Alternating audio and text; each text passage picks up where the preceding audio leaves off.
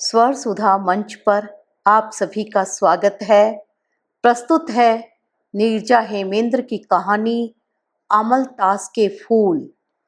मैं ठीक समय पर बैंक में पहुंचकर अपने कार्य में व्यस्त हो गई।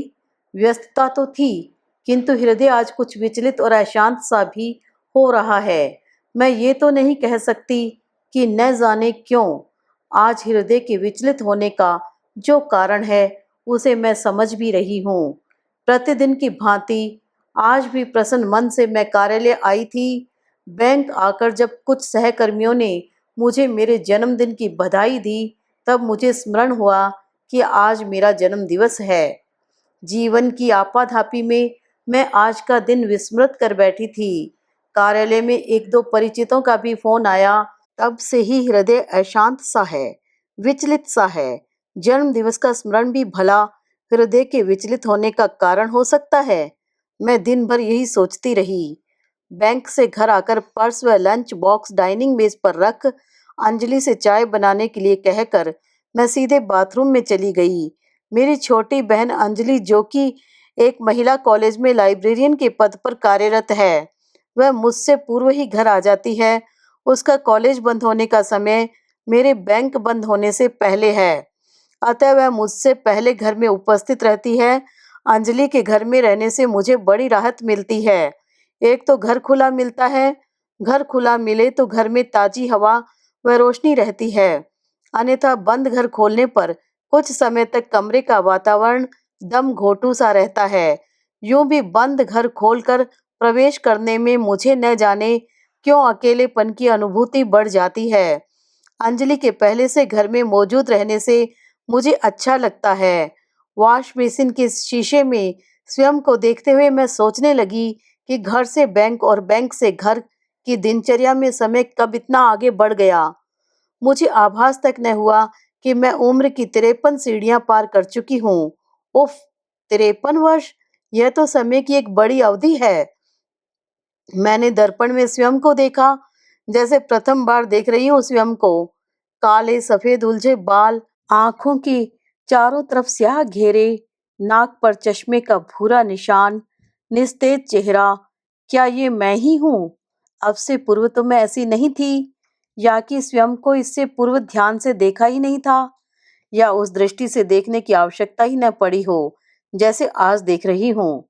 सत्य यही है कि आज की दृष्टि से स्वयं को इससे पूर्व मैंने नहीं देखा था। समय की इतनी बड़ी अवधि पार कर गई हूँ। इस अवधि में जीवन में क्या पाया, मैं सोचने लगी।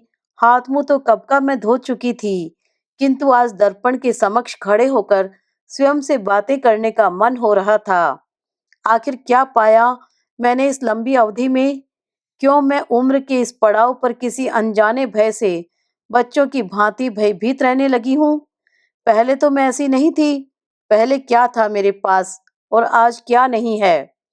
मेरे हृदय में अनेक प्रश्न, अनेक आशंकाएं व्याप्त होती जा रही हैं। दीदी, चाय ठंडी हो रही है। बाथरूम में कुछ ज्यादा समय लगता देख अंजलि ने आवाज लगा दी है। विचारों पर विराम देते हुए मैं शीघ्रता से बाथरूम से बाहर आ गई। मेरी चाय अंजलि ने कमरे के कोने में रखी डाइनिंग टेबल पर रख दी है, तथा अपनी चाय लेकर टीवी के सामने बैठकर बड़े ही मनोयोग से अपनी पसंद का सीरियल देखते हुए पी रही है। अंजलि को इस प्रकार आनंद के साथ चाय पीते हुए देखकर मुझे अच्छा लग रहा है। मैं डाइनिंग टेबल पर बैठकर चुपचाप चाय पीने लगती हूँ तथा अंजलि को देखने लगती हूँ। घर के अधिकांशतः कार्य प्रतिदिन ऐसे ही समाधहीनता के बिना होते हैं, यंत्रवत। मेरी चाय खत्म हो चुकी है, किंतु विचारों का प्रवाह थम नहीं रहा है। इस घर में मैं और अंजलि ही तो रहते हैं। मेरे 3 अन्य भाई भी हैं, जो इसी मकान के 3 अलग-अलग हिस्सों में रहते हैं। मेरे साथ मेरे भाई नहीं रहते, या यूं कहें कि मैं भाइयों के साथ नहीं रहती। मैं और अंजलि इस बड़े से मकान के सबसे किनारे वाले छोटे हिस्से में एक साथ रहती हैं। अंजलि व मेरी उम्र में 10 वर्ष का अंतर है। चारों भाई मुझसे छोटे हैं। अंजलि हम सबसे छोटी है। मुझे याद आते हैं बचपन के दिन। मैं और अंजलि एक ही कॉलेज में पढ़ते थे। घर से एक साथ निकलते थे। अंजलि प्राइमरी कक्षाओं की ओर मुड़ जाती थी, मैं इंटरमीडिएट की। स्कूल छूटने पर हम एक साथ घर आ जाते थे। प्रारंभ से ही अंजलि भावनात्मक रूप से मुझसे जुड़ती चली गई थी। स्कूल में कोई समस्या होती तो वह सीधे मेरे पास आती। घर में किसी अन्य से अपनी कोई समस्या नहीं कहती, न माँ पिताजी से, न भाइयों से। मुझे अब तक स्मरण है कॉलेज के प्रारंभ के वे दिन जब अंजलि मेरे साथ मेरी ही कक्षा में बैठना चाहती थी। बड़े यत्न से मैं उसे समझाकर उसकी कक्षा में पहुंचा कर आती थी। जब वह कुछ बड़ी होने लगी तो वह घर में सबसे अपनी इच्छा प्रकट करते हुए कहती कि मैं भी बड़ी होकर अनामिका दीदी की तरह बनूंगी, बड़ी कक्षा में पढ़ूंगी, प्रथम आऊंगी। उसकी बातें सुनकर मैं मुस्कुरा पड़ती। आज भी मैं मुस्कुरा पड़ती हूँ, हृदय में उठती एक गहरी टीस के साथ कि अंजलि का भाग्य मेरी भाग्य से कितना मिलता जुलता है। वह कुछ कुछ मेरे जैसा ही भाग्य लेकर आई है। बचपन की बाल सुलभ बातों में सत्य छुपाता कदाचित। अपनी शिक्षा पूरी कर मैं नौकरी कर तैयारियों में व्यस्त हो गई थी कि एक दिन अकस्मात पिताजी के शरीर के दाहिने अंग ने काम करना बंद कर दिया। वह चलने फिरने में असमर्थ हो गए। माँ पर घर के कार्यों के अतिरिक्त पिताजी की देखभाल का उत्तरदायित्व भी आ गया। वह घर में ही व्यस्त होती गई तथा पिताजी सामाजिक रूप से निष्क्रिय। लोगों के मुंह से मैंने सुना कि मैं विवाह योग्य हो गई हूँ। लोग कहते रहे, समय मेरी उम्र को लेकर आगे बढ़ता रहा। इस बीच मुझे बैंक में नौकरी मिल गई। पिताजी की दिनचर्या या यूं कहें कि पूरा जीवन व्हीलचेयर तक सिमट गया। देखते देखते मेरे चारों भाई भी शिक्षा पूरी कर नौकरियों पर लग गए। हम सबको आत्मनिर्भर होते देख पिताजी के चेहरे पर आत्मसंतुष्टि के भाव छलक पड़ते। मैं घर में सबसे बड़ी थी। घर में सबसे बड़ी होने के कारण प्रारंभ से ही आने जाने वाले परिचितों, रिश्तेदारों की दृष्टि में आकर्षण का केंद्र मैं थी। अब तो एक अच्छी नौकरी में भी मैं थी, अतः मेरा सामाजिक दायरा बढ़ता जा रहा था। शादी पर्वों या अन्य किसी बुलावे पर माँ पिताजी मुझे ही भेजते, अंजलि मेरे साथ होती। सभी मुझे अपने घर बुलाते, किंतु मैंने किसी भी परिचित को अपने लिए विवाह का प्रस्ताव लाते नहीं सुना, जबकि सभी मेरी व्यवहार कुशलता व हंसमुख स्वभाव के प्रशंसक थे तथा उनके घरों में विवाह योग्य लड़के भी थे। इसका कारण मैं अपनी साधारण शक्ल सूरत को समझती। लंबा कद, छरहरी काया व गेहुआ रंग होने के पश्चात भी मुझे लगता कि मेरा चेहरा आकर्षक नहीं है या था। शनै शनै मेरे चारों भाइयों का विवाह हो गया। मेरे चेहरे पर समय ने लकीरें खींचनी प्रारंभ कर दी थी। ऋतुएं आती जाती, उनके साथ मौसम भी परिवर्तित हो जाते। कभी गर्म तपिश भरे दिन तो कभी बर्फीली ठंड लिए हुए शीत ऋतु। प्रारंभ से ही मुझे मेरे घर के सामने का अमलतास का वृक्ष आकर्षित करता। तीव्र गर्मियों में जब हरियाली सूखने लगती, सृष्टि बियावान उजाड़ सी दिखाई देती, तब यह अमलतास का वृक्ष पीले फूलों से भर जाता, सृष्टि में फैले सोनेपन को अपने आकर्षक पुष्पों से भर देता। उसकी इसी विशेषता के कारण मैं गर्मियों में बालकनी में खड़ी देर तक इस वृक्ष के सौंदर्य को निहारा करती।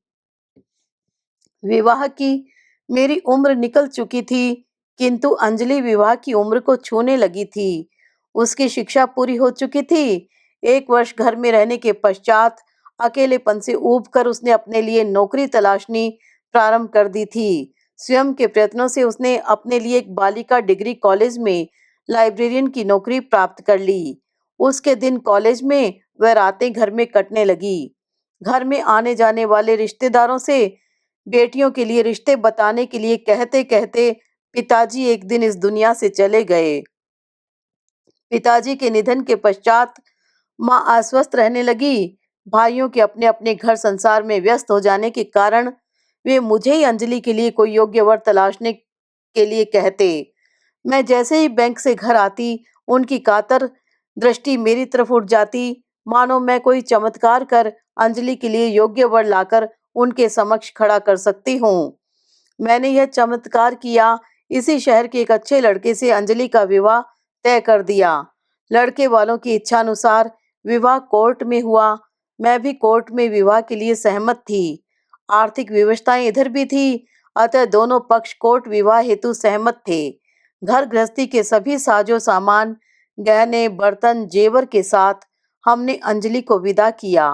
अंजलि की ससुराल स्थानीय थी, अतः जब भी मिलने का मन होता अंजलि हमसे मिलने आ जाती, कभी बताकर तो कभी बिना बताए। अंजलि के विवाह के कुछ माह पश्चात एक दिन माँ भी चल बसी। अंजलि का विवाह देखने की ही उनकी इच्छा शेष रही होगी। विवाह होते ही जीवन से उनका मोह छूट गया। माँ के चले जाने के पश्चात मेरे जीवन में अकेलेपन का घनत्व बढ़ता गया। स्मृतियों के विस्तृत पथ कुछ कदम ही मैं आगे बढ़ पाई हूँ कि रसोई में कुछ खटकने की आवाज आई। अंजलि टीवी बंद कर रसोई में जा चुकी थी। वह रात का भोजन बनाने की तैयारी कर रही होगी। मेरी चाय कब की खत्म हो चुकी थी, किंतु स्मृतियां हैं कि समाप्ति नहीं होती हैं।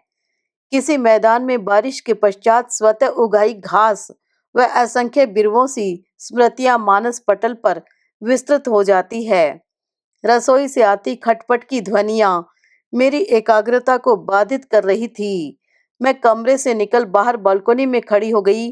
स्मृतियां मेरे समक्ष आती जा रही थी, जैसे यह भी कल की बात हो। ऋतुएं बदल रही थी। शने शने वसंत ऋतु विदा ले रही थी। दबे पांव ग्रीष्म ऋतु पूरी सृष्टि पर अपने पैर पसार रही थी। मेरे घर के सामने अमलतास का वृक्ष कलियों से परिपूर्ण होने लगा था। वृक्ष के पत्ते पीले होकर भूमि पर गिरने लगे थे। बस कुछ ही दिनों में पूरा वृक्ष फूलों से भर जाएगा। वृक्षों पर पुरातन पीले पत्ते कहीं नजर नहीं आएंगे। धूल भरी गर्म हवाओं में बियावान सृष्टि पर सौंदर्य व जीवंतता का सर्जन करते ये अमलतास के फूल। स्मृतियां मेरे समक्ष आती जा रही थी, जैसे अभी कल की बात हो। स्थानीय विवाह की कुछ अच्छाइयां होती हैं तो कुछ समस्याएं भी होती हैं। अंजलि अपनी ससुराल में सामंजस्य कर सबसे घुल मिलकर रहने का प्रयत्न कर रही थी। नई जगह पर जाकर अचानक सब कुछ अच्छा तो नहीं हो जाता। नए रिश्तों को बनाने व विकसित करने में समय व प्रयत्न दोनों लगता है। स्थानीय होने के कारण अंजलि अपने पति के साथ बहुधा आ जाया करती। न जाने कब मेरे किस रिश्तेदार ने उसके पति के कान में अंजलि के चरित्र को लेकर उल्टी सीधी बातें भर दी और वह उन्हें सच मान बैठा। अंजलि देखने में आकर्षक है। मैंने महिलाओं से सुना है कि वैवाहिक जीवन में सौंदर्य व शक बहुधा साथ साथ चलने लगते हैं। अंजलि के साथ भी यही हुआ। बढ़ते बढ़ते बात इतनी बढ़ गई कि अंजलि मेरे पास आकर रहने लगी। माँ पिताजी के न रहने पर इस संसार में मात्र मैं ही उसका संबल थी। मेरे पास रहते हुए अंजलि के चेहरे पर शांति व सुकून के जो भाव आने लगे, उनसे मुझे यह अनुमान लगाने में देर न लगी कि अंजलि अपने इस वैवाहिक जीवन से कितनी त्रस्त थी। जो हुआ उसे विस्मृत तो नहीं किया जा सकता, किंतु हमें समय के साथ आगे बढ़ना ही होता है। कॉलेज के बाद शाम के शेष कुछ समय अंजलि आसपास के निर्धन बच्चों को पढ़ाने का कार्य करती है। उसका सपना निर्धन बच्चियों को इस प्रकार की शिक्षा देने की है कि वे न सिर्फ विकसित समाज के साथ चल सकें, बल्कि समाज के विकास में अपना योगदान भी दे सकें। अंजलि की यह सोच मुझ में भी उत्साह का संचार करती है। उसके टूटे वैवाहिक जीवन को लेकर कोई प्रश्न न कर बैठे। इस असहज स्थिति से बचने के लिए अंजलि ने कहीं भी आना जाना कम कर दिया है। अवकाश के दिनों में मैं कहीं किसी रिश्तेदार के घर या बैंक की सहकर्मी के घर मिलने चली भी जाती, किंतु अंजलि वह कहीं भी न जाती। घर से कॉलेज व कॉलेज से घर, शेष समय कुछ निर्धन बच्चों की शिक्षा, यही अंजलि की दिनचर्या रह गई है। 8 वर्ष हो गए। भाइयों से बंटवारे के पश्चात मिले घर के इस हिस्से को ठीक कराकर मैं व अंजलि इसमें रह रहे हैं। जो हुआ उसे विस्मृत तो नहीं किया जा सकता, किंतु न चाहते हुए भी उन चीजों पर विस्मृति का आवरण चढ़ाकर हमें समय के साथ आगे बढ़ना ही होता है। मैं स्मृतियों के जंगल में गुम हो गई थी। टीवी के स्वर बालकनी तक आ रहे थे। कदाचित अंजलि रसोई में काम समाप्त कर ड्राइंग रूम में आकर टीवी देख रही होगी। मैं भी बालकनी से ड्राइंग रूम में आ गई। अंजलि टीवी खोलकर माथे पर छलक आई पसीने की बूंदों को पोंछ रही थी। मुझे देखकर मुस्कुराते हुए उसने दीवार पर लगी घड़ी की तरफ एक दृष्टि डाली। कदाचित यह समय उसके पसंदीदा धारावाहिक का था। वह सोफे पर बैठकर रिमोट से चैनल बदलकर आराम से टीवी देखने लगी। टीवी देखने में मेरी विशेष रुचि न थी, किंतु मैंने अनुमान लगाया कि जो धारावाहिक अंजलि देख रही थी, वह प्रेम कथा पर आधारित कोई धारावाहिक था, जिसे अंजलि बड़े ही मनोयोग से देख रही थी। उसके चेहरे पर विस्तृत होती मुस्कुराहट से ऐसा प्रतीत हो रहा था जैसे वह नायक नायिका की प्रेम लोक में स्वयं को स्थापित करती जा रही है। किसी युवती की भांति लज्जा व लालिमा के भाव उसके चेहरे पर दृष्टिगोचर हो रहे थे। मैं अंजलि को टीवी देखने में व्यस्त देखकर खिड़की के पास आकर खड़ी हो गई। ग्रीष्म ऋतु का आगमन हो चुका था। पूरी सृष्टि में अजीब सा वीरानापन व सन्नाटा पसरा हुआ था। पतझड़ की शुष्क हवाओं के झोंकों से वृक्षों से पीले पत्ते भूमि पर गिरकर इधर-उधर बेतरतीब पड़े थे। मेरा हृदय आज मेरे 53वें जन्मदिन पर इतना विचलित क्यों हो रहा है? ऐसा प्रतीत हो रहा है जैसे सृष्टि पर पसरा वीरानापन व सन्नाटा मेरे हृदय में समाता जा रहा है। एक भय सा क्यों मेरे भीतर समाता जा रहा है कि मेरे न रहने पर अंजलि कैसे अकेली रहेगी? सभी भाइयों का विवाह हो चुका है। अब तो उन सबके बच्चे भी विवाह योग्य हो चुके हैं। उन सबकी अपनी विवशताएं व व्यस्तताएं हैं। पास रहकर भी दूरियां इतनी बढ़ गई हैं कि वह हमारे पास नहीं आ पाते। मैं और अंजलि ही बहुधा उनके पास चले जाते हैं मिलने। यहाँ तक कि पर्व व प्रसन्नता के अवसर भी हमें अकेले मनाने पड़ जाते हैं। यदि हम पहल करके उनके पास न जाएं तो। मैंने पलट कर अंजलि की तरफ देखा। वह निश्चित भाव से टीवी देख रही थी। उसके चेहरे पर वही चिर परिचित प्रसन्नता के भाव विद्यमान थे। अंजलि को इस प्रकार प्रसन्न देख मुझे आत्मसंतुष्टि की अनुभूति हुई। मैंने खिड़की के बाहर देखा। आकाश से उतरकर सांझ शने शने पूरी सृष्टि पर फैलती जा रही थी। दिन भर चलने वाली गर्म हवाएं शीतल पूर्वा के झोंकों में परिवर्तित हो रही थी। वृक्षों पर पतझड़ अपना प्रभाव छोड़ चुका था। अधिकांश वृक्ष पत्र विहीन हो चुके थे। इन विपरीत परिस्थितियों में अमलतास के वृक्ष पुष्पों से भर गए थे। हरे पत्तों के मध्य बहुतायत में खिल उठे अमलतास के पीले गुच्छे कितने मनमोहक लग रहे थे। अमलतास के इन पुष्पों को देखकर सहसा मुझे सुखद अनुभूति होने लगी। अभी तक एक अनजानी आशंका से मेरा हृदय सदैव आशंकित रहता था कि मेरे न रहने पर अंजलि कैसे अकेली रहेगी। बड़ी बहन के संबल की छत्र छाया अभी उसके सिर पर है। इस छत्र छाया में वह बेफिक्र होकर रहती है। प्रकृति की भांति जीवन में भी पतझड़ आता है। मेरा यह सोचना कि अकेलेपन के पतझड़ वाले दिन अंजलि कैसे व्यतीत करेगी व्यर्थ है। पतझड़ में खिल उठे अमलतास के इन पुष्पों ने मेरा मार्गदर्शन किया है। अकेलेपन के पतझड़ में अंजलि के जीवन में भी अवश्य खिल उठेंगे पुष्प अमलतास के। प्रकृति का यही नियम है। वंचित बच्चों को शिक्षित करना अंजलि का ध्येय भी है। मेरी अंतरात्मा ने धीरे से मुझसे कहा, चलो अनामिका, घर में चलो। खिड़की से ताजी हवा आने दो। प्रकृति ने सबके हिस्से की खुशियां सबको दी हैं, तुम्हें भी, अंजलि को भी।